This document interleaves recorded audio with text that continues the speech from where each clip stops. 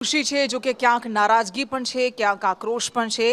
લુણાવાડામાંથી જે નવો કોઠંબા તાલુકો જાહેર કરવાની વાત કરવામાં આવી છે। સરકારે મહીસાગરમાં કોઠંબા અને ગોધરા બે તાલુકાની રચનાની માંગ કરી, ત્યારે આ ગામના લોકોએ કેટલાક ગામના લોકો એવા છે, આગરવાડા, ચારણગામ, નમનાર, મોતીપુરા, બધા જે ગામના લોકો છે જેમણે વિરોધ નોંધાવ્યો છે, તેમને કલેક્ટરને આવેદન આપ્યું કે લુણાવાડા તાલુકામાં જ તેમના ગામને રાખવામાં આવે।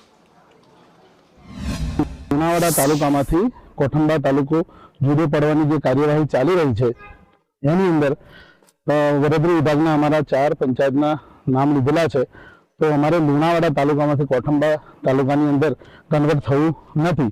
લુણાવાડાની અંદર વર્ષોથી સેટ થઈ ગયેલા છે અને લુણાવાડા તાલુકો અને જિલ્લો બંને એક જ જગ્યાએ હોવાથી અમને બધી રીતે વરદરી વિભાગની સાથે રહેવા માંગીએ છીએ। એટલે વરદરી વિભાગથી જુદા પડી અને કોઠંબા વિભાગમાં જવા નથી માંગતા।